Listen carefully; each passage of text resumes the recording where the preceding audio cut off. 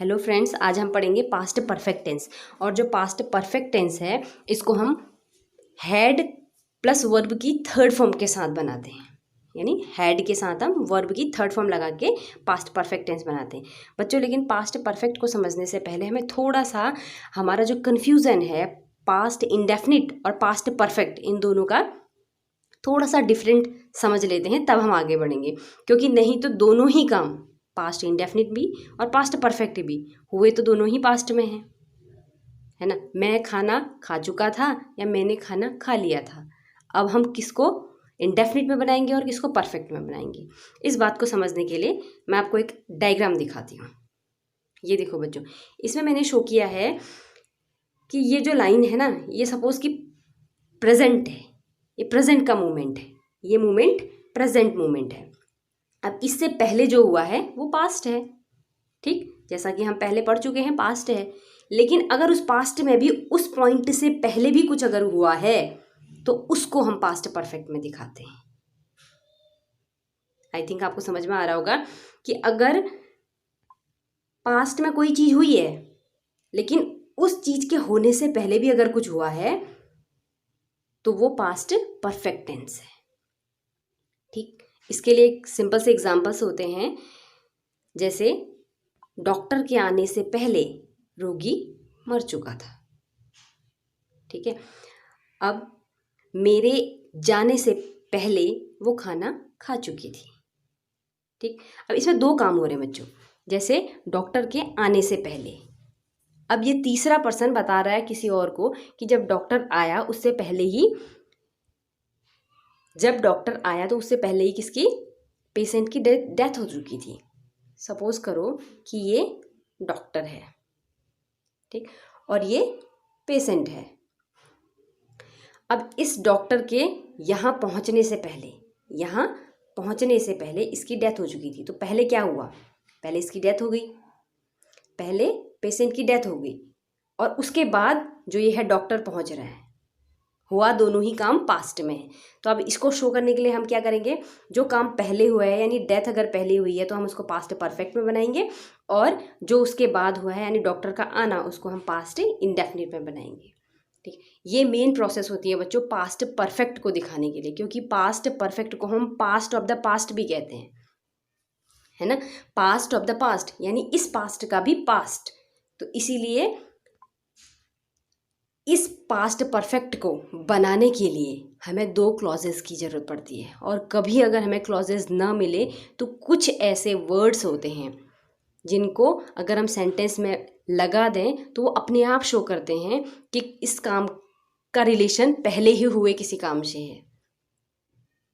जैसे अगर मैं कहूँ मैंने पहले ही खा लिया था, ठीक, पहले ही खा लिया था, जो पहले ही वर्ड है यानी जो बिफोर वर्ड है वो क्या शो कर रहा है कि काम पहले हो चुका है और उसको मैं अभी बता रहा हूँ, यानी इसमें भी दो क्लॉजेज हैं, ठीक। तो इस ऑलरेडी वर्ड से अगर हम इसको इंग्लिश में बनाएं तो ऑलरेडी वर्ड अगर हम ऐड कर दें तो ये भी हमारा वही सेंस देगा जो कि अब ये पास्ट ऑफ द पास्ट के लिए हम बता रहे थे, बिफोर एंड आफ्टर वाले सेंटेंस देते हैं, ठीक।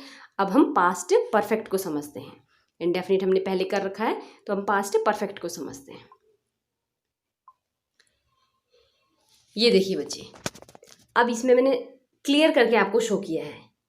यहाँ देखिए, नाउ अभी अगर 11 बज रहा है तो 11 बजे से पहले अगर 10 बजे कोई काम हुआ है ये पास्ट इंडेफिनिट हो गया। लेकिन अगर 9 बजे कोई काम हुआ है उस 10 बजे से पहले तो ये पास्ट परफेक्ट हो गया, यानी पास्ट ऑफ द पास्ट हो गया। 10 बजे से भी पहले, 10 तो ऑलरेडी पास्ट है तो उससे पीछे अगर जाएंगे तो वो पास्ट ऑफ द पास्ट हो गया। आई होप यहाँ तक समझ में आया होगा। अब देखो एग्जाम्पल में अगर हम पास्ट सिंपल की बात करें, है ना, तो सेंटेंस बन जाएगा, वर्ब की थर्ड फॉर्म लगाते हैं हम इसमें, और हैड इसमें हेल्पिंग वर्ब होती है, हैड हेल्पिंग वर्ब होगी और थर्ड फॉर्म लगाएंगे। जैसे सेंटेंस बना रखा है मैंने, the meeting started at 9, meeting started हुई थी, वी अराइव्ड एट 10। अब मैंने दोनों ही सेंटेंस किस में बना दिए, सिंपल में बना दी, क्योंकि ये अलग अलग है। लेकिन अगर हम इनको कंबाइंड कर दें, पास्ट परफेक्ट में बना दें, क्योंकि मैंने दो अलग अलग सेंटेंस बनाए, इनको अगर जॉइंट कर दूं तो ये क्या बनेगा, व्हेन वी अराइव्ड, यानी जब मैं पहुंचा, है ना। और उससे पहले क्या हो गया था, the meeting had started, meeting start हो चुकी थी। तो यहाँ पर दो काम हो रहे हैं, दो क्लॉज हैं, और ये दोनों ही क्लॉज हमको पास्ट परफेक्ट का सेंस दे रहे हैं। आई होप यहाँ तक समझ में आया होगा। आगे बढ़ते हैं। आई होप आपको पास्ट परफेक्ट का कॉन्सेप्ट क्लियर हो गया होगा कि पास्ट परफेक्ट में हम तभी सेंटेंसेस को बना सकते हैं जब हमें सेंटेंस में ये पता हो कि इस पास्ट ऑफ द पास्ट से पहले कुछ हुआ है, यानी दो क्लॉजेस का सेंस अगर हमें मिले। ठीक, अब अगर हमारे पास पास्ट परफेक्ट का कोई सेंटेंस है तो हम कैसे बनाएंगे, पहले subject, then had, singular and plural दोनों के साथ हैड लगता है, वर्ब की third form plus object, object जब सेंटेंस के अंतर्गत अवेलेबल हो तब, अदरवाइज ऐसे कुछ सेंटेंस होते हैं जिनमें विदाउट ऑब्जेक्ट भी काम होता है। तो यहाँ पर मेन ये है कि हैड प्लस वर्ब की थर्ड फॉर्म। ठीक, और अगर इसका एग्जाम्पल हम देखें, यहाँ पर देखिए बच्चों, इसमें मैंने लिखा एक सेंटेंस, मैंने पहले ही खाना खा लिया था, मैंने पहले ही खाना खा लिया था। जो ये पहले ही वर्ड है ना, ये हमको ये शो कर रहा है कि पास्ट के किसी पॉइंट से पीछे कोई काम हुआ है ना, past of the past show कर रहा है। क्योंकि अगर मैं पहले ही वर्ड हटा दूं तो मैंने खाना खा लिया था, तो ये हमारा पास्ट इंडेफिनिट भी बन सकता है। ठीक, लेकिन हमें इसे अगर पास्ट परफेक्ट बनाना है तो पहले ही वर्ड लगाना पड़ेगा। ठीक, तो क्या हो जाएगा, I had already taken food. ठीक, तो जो ये already, earlier, much earlier, before, यानी इन सभी का मतलब पहले ही होता है। इनको अगर हम किसी सेंटेंस में लगा दें तो ये एक कंप्लीट क्लॉज का काम करता है। यहाँ पर हमें किसी दूसरे सेंटेंस की ज़रूरत नहीं पड़ती है कि जैसे डॉक्टर के आने से पहले रोगी मर चुका था। तो यहाँ पर हमने दो सेंटेंस बनाए, इतना लंबा सेंटेंस ना बोलकर अगर हम इसी तरीके का कोई सेंस देना चाहते हैं तो हम इन वर्ड्स का यूज़ करके सेंटेंस को पास्ट परफेक्ट में बना सकते हैं। ठीक, ये बच्चों मैं आपको एक ऐसा कॉन्सेप्ट समझा रही हूँ जो लगभग सभी लोग मिस्टेक करते हैं। ठीक है, तो इसको समझने की थोड़ा सा कोशिश करें, क्योंकि पास्ट ऑफ द पास्ट है ये। तो पास्ट ऑफ द पास्ट को दिखाने के लिए पहले हमें पास्ट भी दिखाना पड़ेगा, तभी हम उसके पीछे पास्ट में जा सकते हैं। ठीक है, अब देखिए आगे क्या है, ये देखो बच्चों, अब हम इस तरीके के सेंटेंस बनाते हैं जैसे चुका था, चुकी थी, चुके थे। तो ये हमें सेंस देते हैं कि कोई काम पहले ही कंप्लीट हो चुका है। और अगर हम अफर्मेटिव, नेगेटिव और इंट्रोगेटिव की बात करें तो सिंपल सा फंडा है, subject plus had plus V3। यहाँ तक मैंने आपको अभी थोड़ी देर पहले समझाया है। अगर हम उसी को नेगेटिव बनाएं तो हैड नॉट प्लस V3 हो जाता है, और अगर इंट्रोगेटिव बनाएं हैड पहले आ जाता है और सब्जेक्ट प्लस V3। इस हैड को आगे लाने और WH वर्ड को लगाने से रिलेटेड जितने भी कॉन्सेप्ट हैं बच्चों, वो मैंने आपको इससे पहले वीडियोस में बहुत अच्छे से समझा रखे हैं। ठीक है, आप प्रीवियस वीडियोस को देख लें तो आपको ये आसानी से समझ में आ जाएगा कि हम हेल्पिंग वर्ब से स्टार्ट किस तरीके से के सेंटेंसेस को करते हैं और WH हम कहाँ पर लगाते हैं। ठीक, तो आई होप यहाँ तक समझ में आया होगा कि ये अफर्मेटिव सेंटेंस का स्ट्रक्चर है, ये नेगेटिव का और ये इंट्रोगेटिव का। देखो बच्चों, अब ये इस तरीके से बनते हैं। अब इनके एग्जाम्पल हैं, डॉक्टर के आने से पहले रोगी मर चुका था। अगर हम इस सेंटेंस को बनाएं तो मैं आपको एक बार पहले भी बता चुकी हूँ। अब हम क्या करेंगे, पहले कौन सा काम हुआ है इसको चूज करेंगे। तो रोगी के मरने का काम पहले हुआ है, यानी डॉक्टर के आने से पहले। तो पहले हम इस सेंटेंस को बनाएंगे पास्ट परफेक्ट में, क्योंकि ये ही पास्ट ऑफ द पास्ट है। ये वाला पास्ट इंडेफिनिट में बनेगा।